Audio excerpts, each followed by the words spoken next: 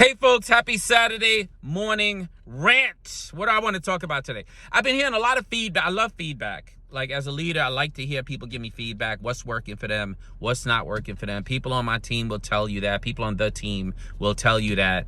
I like to hear from people about how I'm getting it right and how I'm getting it wrong because it helps me to grow. It's not easy to hear feedback. I find it difficult still, even many, many years later. But I find it to be really important to ask people for feedback. So people have been giving me feedback unsolicited.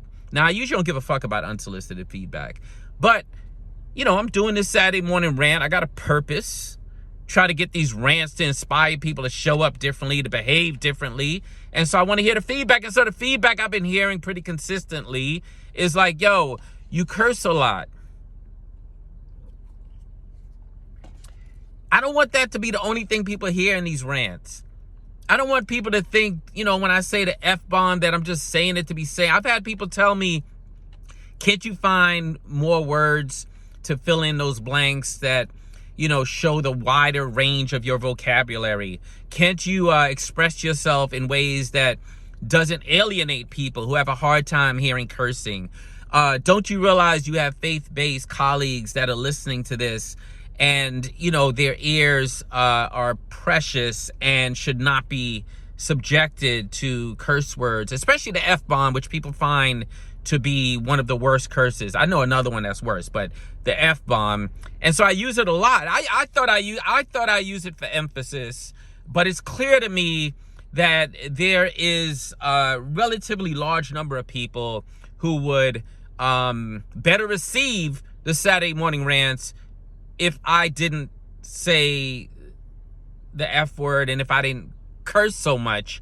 And so I said to myself, come on, G, like, you got to really be thoughtful about this. Like, what is the goal of these rants? Like, this is like episode number 43, 44. Like, you have to ask yourself, why are you doing this? What's the audience you're trying to reach? What's the outcome you're trying to achieve? And if people are giving you this feedback, you got to take it into consideration.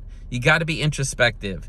And so if you notice already, I've been thoughtful about the language that I'm using to express myself. And yesterday evening, I just really sat with myself and thought about, you know, what I wanted to cover today and made a decision. And I decided, like, you know, it is super important for me to people to see value in these rants. And so the people that have a hard time with hearing me curse, fuck you. Go listen to some other shit. That's what the little X in the top right corner is for. You could just shut it the fuck down because I'm not going to stop cursing. I do like fucking 12 to 14 Zoom calls a week. I run 2 businesses. I'm on the phone with a couple hundred people every week. And in those situations, I don't go around saying fuck, fuck, fuck. I do my job and I do it fucking well. And so do the other people on my team, on the teams. And so we get the work done, but we don't curse all over the place. Why? Because I don't need that kind of emphasis during the week when I'm doing my job. But here, this is kind of my thing. I created it. I like it. More people give me good feedback than bad feedback. And most people that are giving me bad feedback are actually looking for a way to say, fuck you, Glenn. But you don't have the courage to say it to my face. So I'm going to keep fucking cursing. Here's what I want to talk about today. I want to talk about like 5 different things. I want to talk about reproductive rights and white women. Reproductive rights is where it's at right now. It's probably going to be a big decision maker in the election. It's an important issue. If you think it affects white women, guess what? It affects black women worse. And then go further down on the totem pole. Black women who are locked up, forget about it. Reproductive rights are like a fucking joke in our criminal justice system for the most part. So I get it. But my big worry is like criminal justice reform is already losing steam. It's definitely losing money.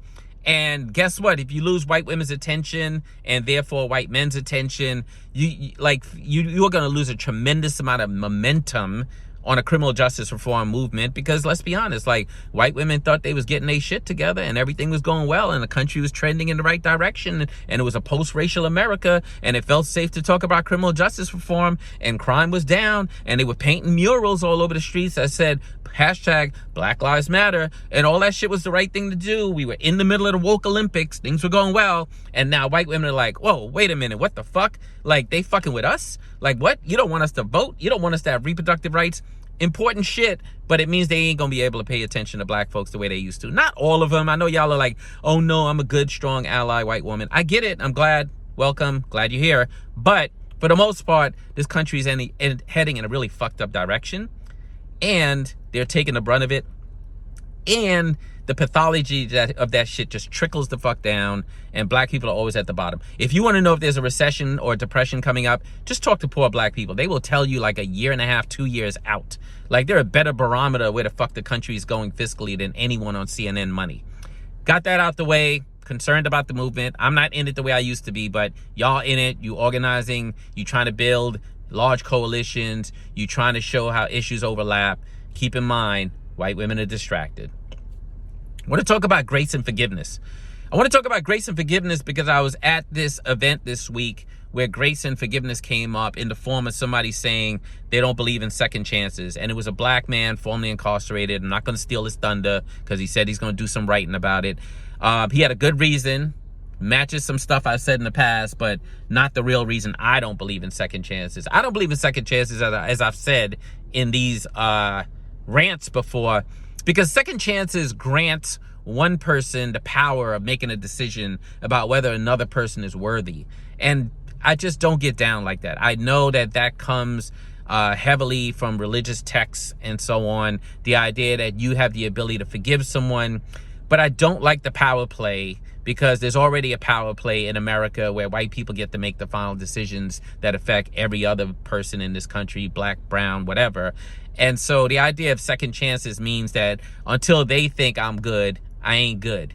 And so I see it play out in the criminal justice reform space. I see it play out in nonprofits. And I really would urge y'all to extend grace to people. Why? Because when you say to somebody, you should forgive that man or you should forgive that woman, first thing most people say is, do you know what the fuck they did to me? Yeah, I know what they did to you. That's why I'm saying you should forgive them. But people do that because they want the transaction. They want to know what has that person done to earn forgiveness. Except the truth is, forgiveness is never about the other person. It's about your ass letting it go and being free. So grace is not transactional. Grace is given to people who don't even deserve it. Like literally, like you can offer grace to someone to get it off your heart, to get it off your chest, to get it off your mind, to regain some real estate in your big old head and just move on with your life. And yeah, that other person, they're going to move on with their lives. Have they gotten the punishment they deserve? Who the fuck are you to ask that question? Like, that's why we have such a shitty criminal justice system, so bifurcated, where it's good and bad, prosecutor and defense, because someone has to decide whether or not the other person has been punished enough. So that happens in the criminal justice system. It happens through karma. Let karma play itself the fuck out. Offer people grace. Move the fuck on. Especially people who work at nonprofits. My God, like I have seen some of the most punitive people work at nonprofits. When y'all don't get your way, legal extortion, like calling the newspapers, like talking shit about people. Like, I'm surprised y'all ain't writing shit on the bathroom of fucking Penn Station, you know, on the fucking walls. Like, y'all are some punitive motherfuckers. People be like, I believe in grace. I believe in second chances. I believe in circles. I believe in restoration. I believe in justice. I believe in equality. I believe in a fair criminal justice system. I won't even call it a criminal justice system because it's, you know, it is criminal and blah, blah, blah. That shit all sounds good. And then as soon as you feel aggrieved, you turn into the same fucking monster you say you hate. Just pointing that shit out. Like, learn how to offer some grace. Like, if I didn't offer grace to people, I wouldn't even be above ground right now. I got so many people I feel fucked me over. Like, literally, if I didn't wake up in the morning and be like, I'm offering grace to most of them, not Gabriel Sayer, not a handful of other people who I probably can't even mention without a fucking lawyer contacting me. But most people, not everybody. And see, even me, I'm fallible. I don't always get it right. But trust me, I have offered grace to a lot of fucking people. Does that mean I love them and we get along and we kick it? Nah. Like, sometimes they send me messages. They try to reconnect with me on social media. I'd be like, bitch, no, I'm not reconnecting with you. But that doesn't mean that I haven't moved on from the shit that happened. And I'm talking about people who I fucking cared about, supported, elevated, amplified, gave jobs to, gave raises to, gave contracts to. It don't matter. Grace, they're gone. I'm good. I'm done. I'm going to move on with grace. Let's talk about, I want to talk about white people in criminal justice reform who feel this weird, creepy need to try to explain why they're here. And I know why, because you have like this imposter syndrome, but you have this tremendous amount of privilege that allows you to show up and lead movements that disproportionately affect people of color. I get it. But let me talk about it for a second. If you here in the criminal justice reform space and your only job is to say the same shit I just said and have it be heard by people who don't give a fuck about what Glenn says, we good. Check a fucking box. Welcome. Have a seat. If you here because you know you could walk in and say some shit to a funder that I would say and have them hear you differently and write you a big check and you moving that check towards important work, welcome. Have a motherfucking seat. Those are reasons to be here. Just last week, this woman wrote an op-ed in the New York Times that said the same shit I said about Research Karen at the Arnold Foundation. And people heard it and they clicked like. I'm good with that. I'm good with the fact that if a white woman says the same thing I say, you hear it differently. Even black folks, by the way. It's not just about white folks. I'm good with that. That's a good reason for you to be in the movement. Like, that's how you build movements. You recognize that you need all types of people in it. But you don't have to explain why you here by talking. So somebody ended up talking about addiction. And they decided that they wanted to highlight that they were able to go to a treatment center for $25,000. And they recognized the difference between black poor people and their inability to get care when they have addiction and the punishment that they face and the putativeness that this country has for black people who are addicted to drugs versus the outcome they got. They even went so far as to differentiate the kind of drugs they were given to help them get over their addiction versus the kind of drugs they think poor black people get. They didn't have to say none of that shit. They could have just been like, I'm white and I'm here to support you. But people get to tell their story. People get to tell their story. But she made it a point to point out that she understood the black experience because of her experience. So in one way, she was trying to show her closeness to black people and their suffering. And at the same time, she was trying to express her privilege as a white woman that had the resources to go out and get treatment. And she works at a large reentry organization in New York City as a senior executive. And I think that was her way of saying, I belong here. Let me tell you why I belong here.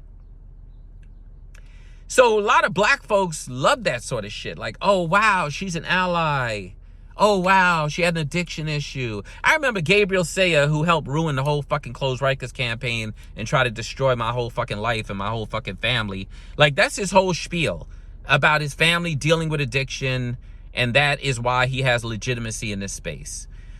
I'm good with you just being here because you white and people listen to you differently and they give you money differently. I'm actually just good with that shit. Or you just here because you think this is the right fucking thing to do and your values align with mine. Believe it or not, that's good enough. That's good enough for you to be here. You don't have to give me the whole woke Olympics, the whole suffering and trauma Olympics. We don't need it. The trauma porn is not necessary. I get it. We're all human beings. We all suffer.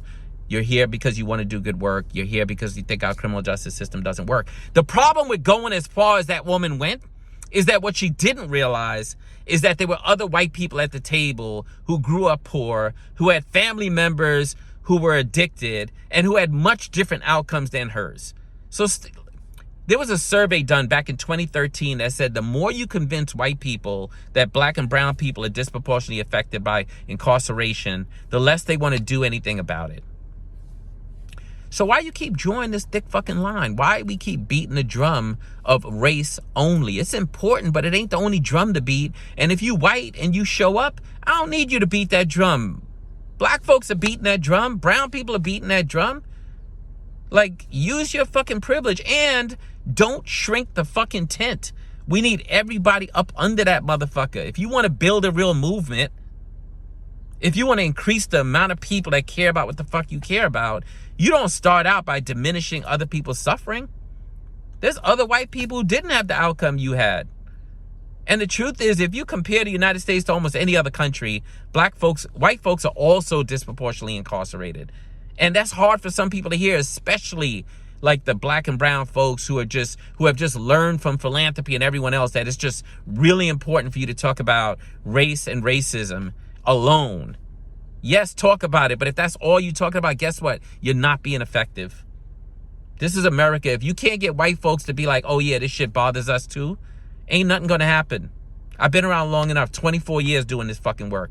Like, the idea that you're just gonna isolate white people and get some shit done, good luck with that shit. That's just not how the fuck policy change happens, and it's poor organizing. So it was just crazy to sit here and listen to us. But then it got worse, because this woman works at an organization that opposed the closure of Rikers, and she sat there and she was like, oh, you know, this closure of Rikers stuff, I get it, we need to close Rikers.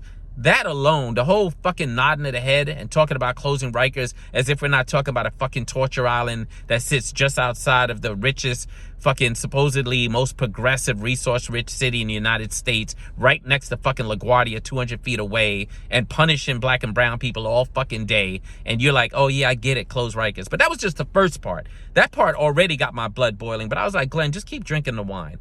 Just keep drinking. I don't even drink. I was like, keep drinking the wine. Maybe you'll let her get through her spiel and we can all move on. But it is a salon dinner. And, you know, at a dinner, you're supposed to be able to have some back and forth and shit. And so then she was like, but then there's the building of all these new tall jails. And I don't agree with that. Like, we don't support that. That was it. I looked across the table. I saw some of my colleagues just blood boiling. I could see it. The people who literally work with me to get New York City to say yes to closing Rikers. Like, we didn't get every fucking thing we wanted, but we at least got that. And that shit took a lot of blood, sweat, tears, fighting, infighting, loss of relationships, all sorts, all the nasty shit that you know is involved with movements of blunt fucking instruments. And I'm looking across the table to my left at the people who suffered through those moments. And I'm looking back at this white woman who just got into the work lately and who's trying to prove her legitimacy and who is diminishing the value of a campaign that took a lot of blood, sweat, and tears that's not even at the finish line yet, and positions herself as hating the outcomes that she's seeing when, and this is the part, pay attention folks, this is the part, the organization she works for opposed the closure of Rikers at the beginning. The Fortune Society did not think it was a good idea to close Rikers. Why? Because they were getting millions of dollars in funding when we were trying to shut the place down. And for some reason, they thought that millions of dollars in funding was going to go away if we shut Rikers. First of all, that millions of dollars in funding actually went away about a year ago. And now they're getting it back. Great, good for them. People at Rikers need support. At the same time, they were the first ones who also got value out of the Close Rikers campaign. Why? Because the mayor was so fucking scared of us that he put $30 million on the streets for reentry organizations so that they would like tamper down, chill out, reconsider their role on the campaign. But it just really ticked me off that she actually worked for one of the largest reentry organizations who could have been the wind behind our fucking backs with closing Rikers, but was more concerned with their close relationship with the mayor. I wasn't surprised. Used to work there. I remember Bloomberg used to call there, remind them that he gave them grants, and ask them were they doing any voter registration and education work. I knew what the fuck that meant. Quid pro quo like a motherfucker. But having this woman at the end of the table saying that shit just got my blood boiling. So on the one hand, I was pissed off because she was diminishing so many poor white people who could actually help build a momentum of an effort to reduce mass incarceration. And on the other side, I was pissed off because she literally had not done her homework, or as someone else said who was there, maybe she did her homework, but she definitely wasn't ready for the test. That's what the fuck I knew I was going to rant about this week, because that shit was so fucking performative. It was so performative. And I always remember that survey years ago that said the more you convince white people that black people go to prison more than them, the more they're like, too bad, good for them. So you want to be right or you want to be effective? You decide. So, in the spirit of grace, I didn't mention her name, so I'm offering grace, willing to move past it. But also not going to sit there and work hard for 6 years to have the money to say what the fuck I want and let this woman sit there and do the kind of shit that I have to live with for 17 years. I'm just not going to do it anymore. And I know that means that people are going to find reasons to hate me. And I'm actually okay with that, because so many people fucking hate me for reasons that are not even fucking accurate, that I'm going to give people good reasons to hate me. which is that I'm going to keep speaking up and keep being who the fuck I am, and I'm going to keep speaking on what I think is right. Does that mean it's your truth? No, it ain't your truth. It's my truth. Doesn't have to be your truth. I'm not here to give you your truth. I'm here to give you my truth. But if you listen to it as if you're just listening for your truth, then you're probably going to miss the message and you're going to miss the value in it. I don't know how many times I cursed in this. I actually think I avoided cursing quite a bit. But y'all know how this is. Get this shit off my chest. Go on with my Saturday. Go on with my weekend. Don't let people steal my rainbow. Definitely don't let people steal history and rewrite it. I hope y'all do the same. Don't let nobody steal your rainbow. Have a great weekend. I'll see you next week. Peace.